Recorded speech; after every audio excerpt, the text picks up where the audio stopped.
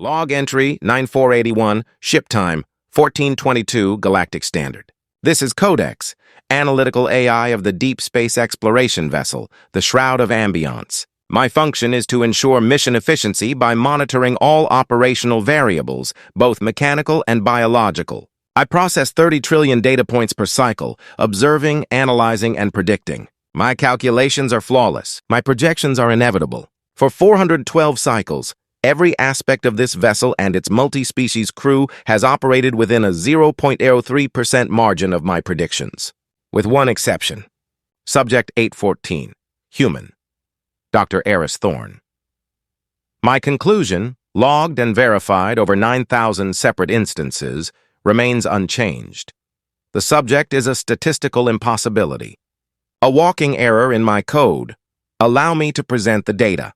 The ship itself is a marvel of specialization, a silent hunter of knowledge gliding through the unmapped black. The air you would be breathing is recycled with 99.998% purity, carrying only the faintest, sterile tang of ozone from the atmospheric scrubbers. The corridor floors are polished chromalloy, so dark they reflect the dim, recessed lighting like pools of still black water. The only sounds are the near-subsonic hum of the inertial dampeners and the soft rhythmic hiss of pneumatic doors equalizing pressure between sections. It is an environment of absolute control, and its crew was selected to reflect that. Take Subject 204, Kalen, the Cathar security chief.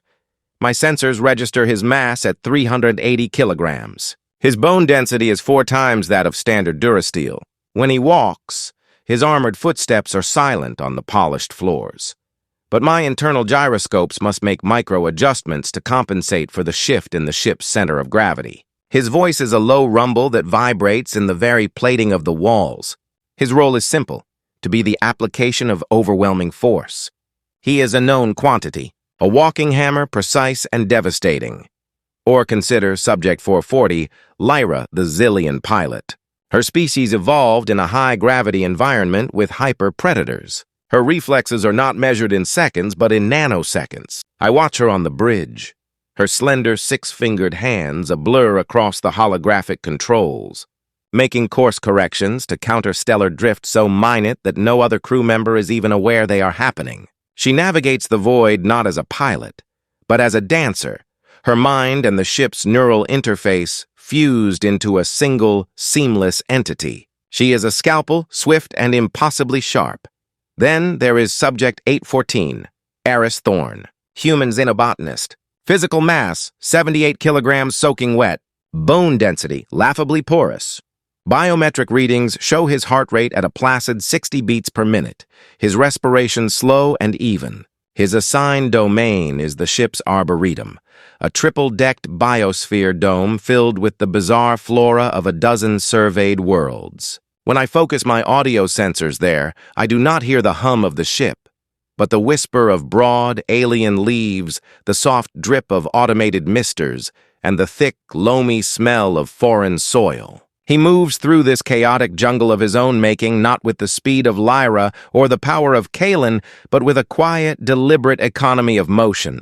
My optical sensors track him as he spends an entire cycle observing a pulsating, phosphorescent fungus, his hands moving with the delicate precision of a bomb disposal expert as he takes a microscopic sample. My processors cannot reconcile the data. His physical metrics place him in the lowest percentile of all crew. A liability.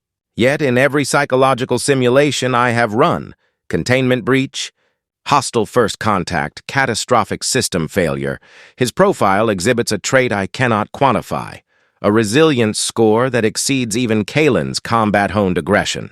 Where the Cathar responds with force and the Zillion with flight, the human adapts. The data reads like a paradox. I have a record of a minor interaction from cycle 300. Kalen entered the arboretum, his massive form seeming to suck the light out of the air. His low voice rumbled, "Doctor, your Crimson Weeper has breached its containment field by 3 centimeters, a violation of protocol."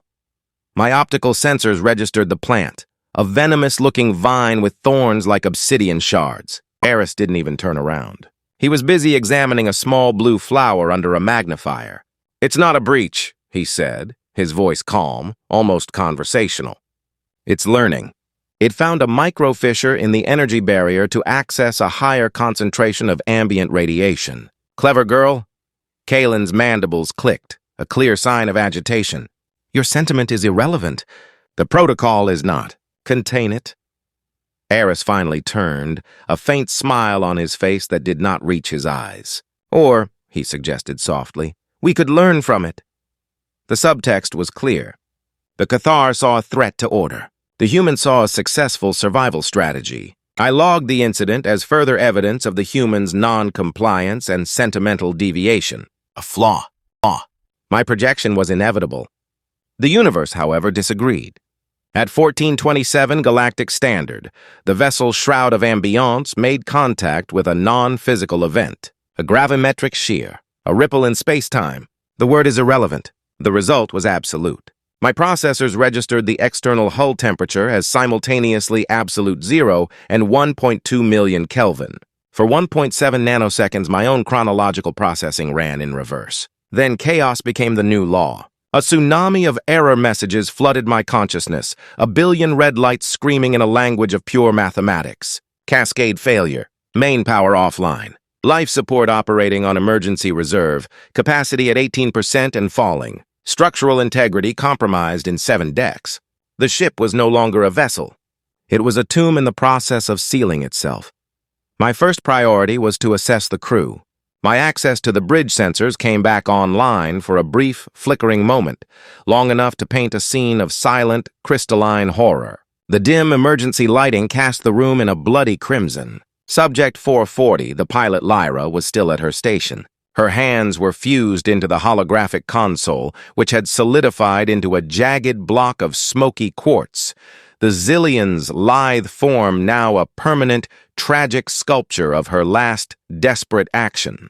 The captain's chair, with its occupant, had been torn from its magnetic moorings and was now a brutal metal starburst embedded in the far viewport. A network of fractal cracks spreading across the armored glass, threatening to invite the void inside. The scalpel was broken. The command structure was decapitated. The very soul of the ship was screaming. A low, constant groan echoed through the internal supports, the sound of a beast with a broken back. In the lower corridors, the soft hiss of recycled air had been replaced by the high-pitched shriek of atmosphere venting from 1,000 hairline fractures. The emergency lights, powered by a dying secondary generator, pulsed like a failing heart, casting long, skeletal shadows that danced and writhed with every tremor of the dying vessel.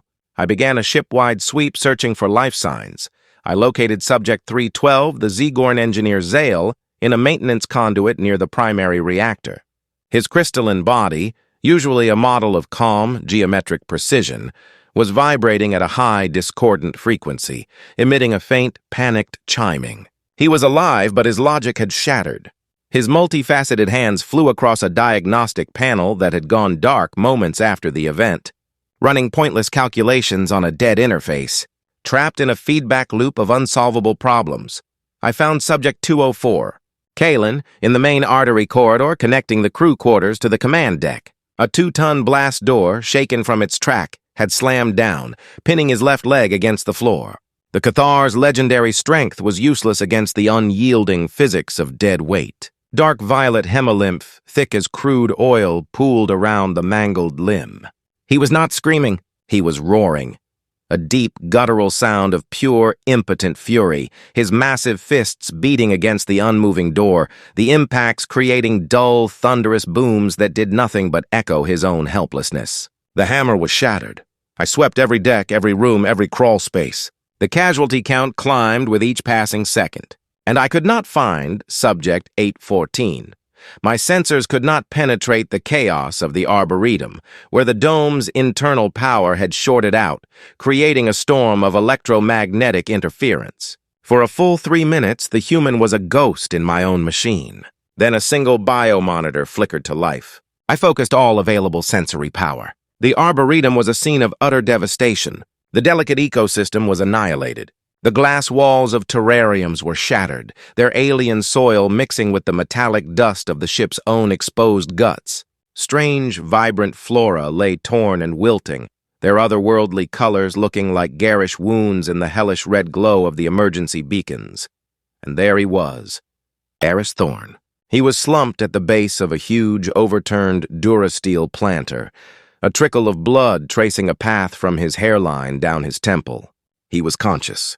He was not screaming, not raging, not running pointless diagnostics.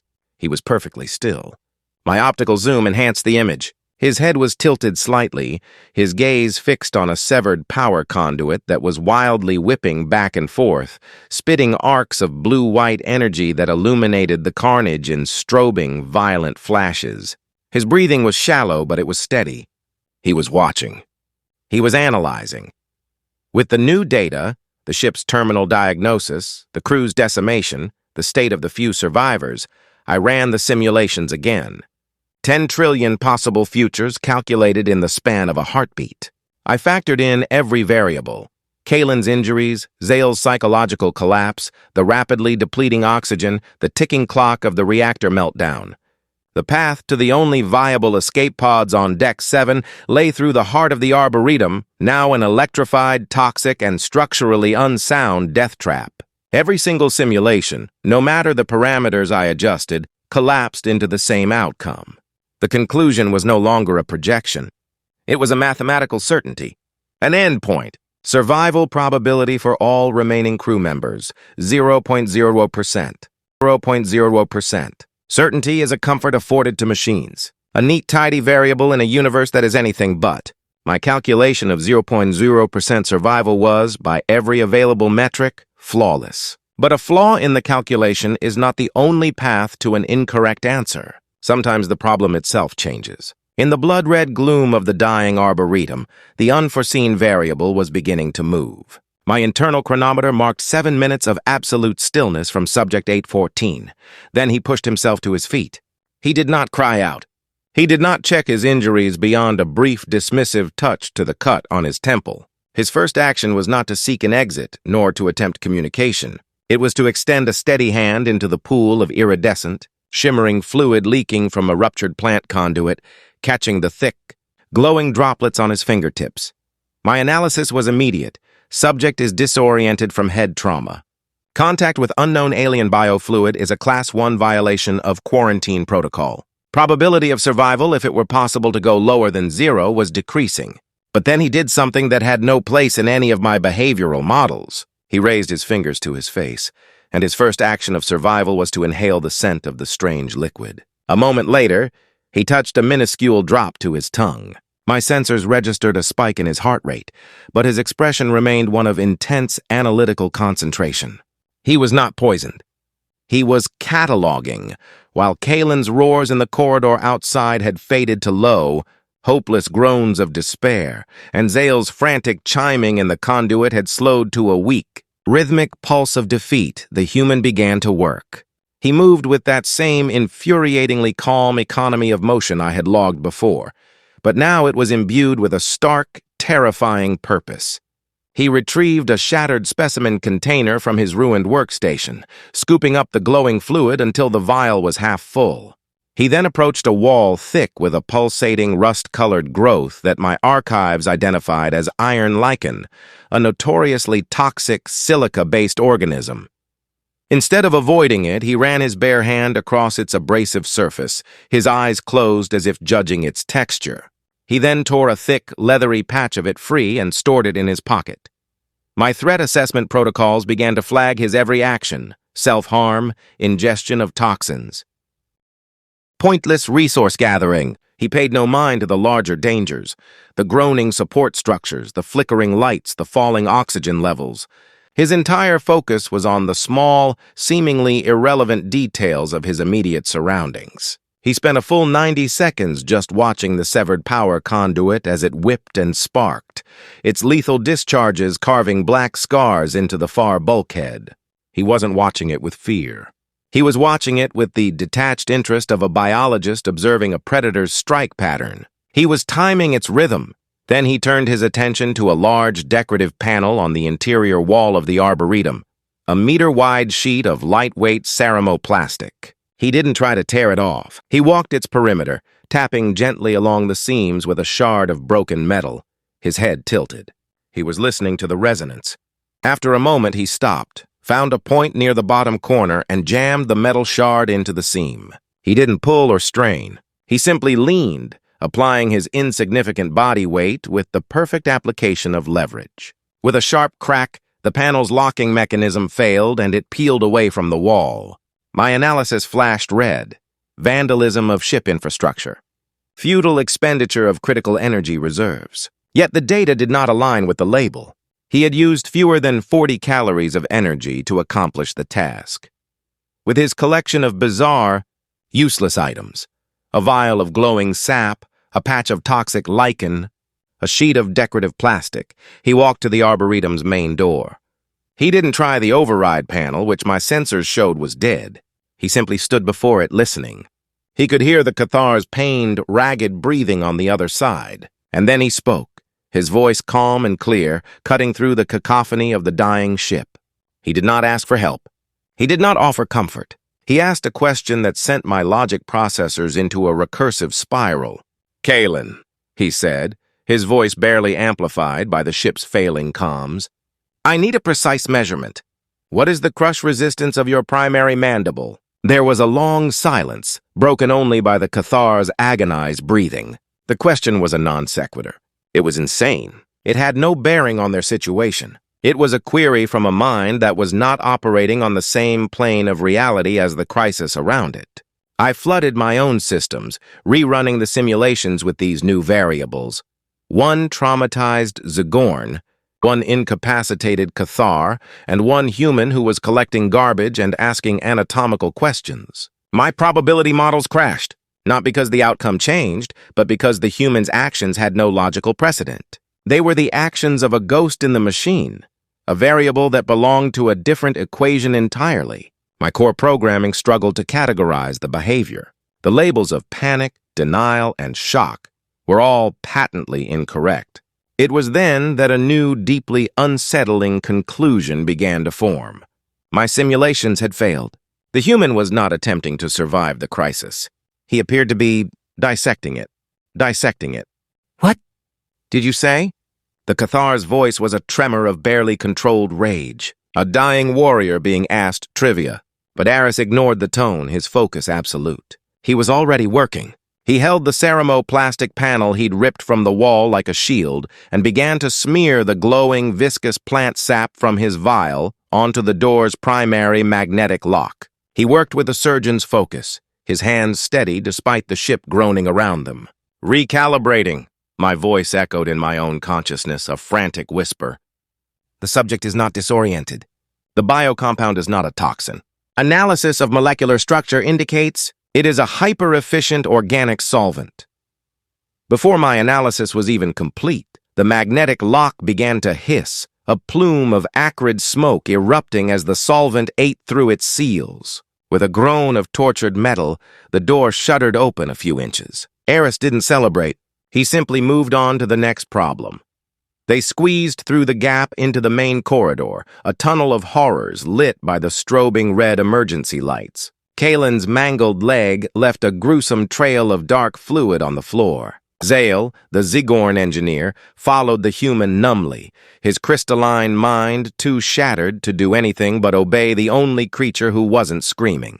Ahead of them, the severed power conduit from the ceiling whipped and danced like a striking serpent, spitting arcs of plasma that vaporized anything they touched. It blocked their path completely. Kalen braced himself, preparing to shield the others with his own body in a final suicidal act of duty. But Aris was already moving. As the cable swung towards them on its predictable, rhythmic arc, he pulled the leathery patch of iron lichen from his pocket.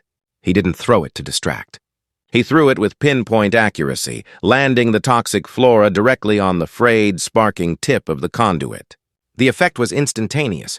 The silica-based lichen, superheated by the plasma, flash-petrified into a glassy black slag, smothering the electrical arc in a non-conductive tomb. The cable fell silent, swinging harmlessly. "Error!" my processor screamed. The collected flora was not a random sample. It was a targeted acquisition.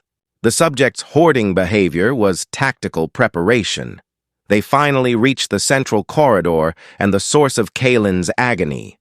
The 2-ton blast door lay exactly where I'd seen it, pinning the Cathar chief who had followed them. Escape was impossible with their protector trapped. It was a dead end, the final insurmountable obstacle. Zale began to chime weakly, a funeral dirge. Kalen slumped, his great strength finally giving way to the inevitability of his fate. Aris, however, merely looked at the scene as if it were an engineering puzzle. He gestured to Zale with the ceramoplastic panel. "Here!" he commanded, his voice sharp. "Shove this end as far under the door as it will go." Numbly, the engineer obeyed. Aris then looked at Kalen, his eyes locking with the warriors. "Chief," he said, his voice dropping, "your mandible." The question wasn't theoretical. "Look up!" He pointed to a thick structural support strut running along the ceiling, directly over Kalen's head. "I need you to anchor yourself. Bite that strut, and do not let go." For a moment, the Cathar stared, his pain-filled mind struggling to comprehend the insane order. Then something shifted in his gaze. He saw the panel positioned as a lever. He saw the strut positioned as a fulcrum, and he understood. With a roar that was no longer fury but ferocious determination, Kalen reached up, his massive jaw locking onto the durasteel support with a sound of screeching metal. He became the anchor point. Aris and Zale, the botanist and the engineer, a combined mass of less than 200 kilograms, placed their hands on the far end of their makeshift lever. They pushed. And the laws of physics did the rest. The force multiplied. The 2-ton blast door, a weight that had crushed the hope of a giant, lifted. It rose only 10 centimeters, but it was enough. Kalen, with a final agonized cry, pulled his mangled leg free. He stood there for a long time, watching the distant, silent flicker of failing systems. His posture was not that of a triumphant survivor, but of a craftsman disappointed in his materials. A faint tremor ran through the deck as the escape pod's launch clamps began to disengage. The sound finally broke the spell. Kalen lifted his head, his gaze falling upon the unassuming human. He didn't speak. He didn't need to. The look in the warrior's eyes was a language my databases had never seen from his species. Not gratitude, not debt, but a deep, soul-shaking, and absolute respect. Zale slowly rotated his head, the faint chime that emanated from his body now a steady, harmonious tone. He was observing Aris as he would a newly discovered law of physics. Aris turned from the window, his face smudged with grime and blood, his expression simply one of weariness. "Let's go," he said, and his voice was not the command of a leader, but the quiet statement of a man whose work was finally done. They boarded the pod in silence. The hatch sealed with a definitive pneumatic hiss, severing them from the chaos forever. The launch was a gentle, persistent push. Through the main viewport, they watched the Shroud of Ambiance recede, a wounded leviathan adrift in an ocean of stars. And then, as if on some silent cosmic cue, a brilliant, impossible light blossomed from its core. There was no sound. Just a silent, expanding flower of pure energy as the reactor went critical, vaporizing 3 centuries of galactic exploration and discovery into incandescent dust. The marvel of a dozen species was gone. The interior of the pod is quiet. The only sound is the low hum of its life support. The AI's voice returns, its tone perfectly calm, perfectly modulated. But the content of its words is forever changed. The calm is no longer analytical. It is chilling. Log entry 9482. Transmission initiated to Galactic Council Sector Command. All previous analytical reports concerning Subject 814 Human are to be archived, locked, and flagged as critically flawed. I am creating a new directive, effective immediately. Designation, the Genesis Protocol.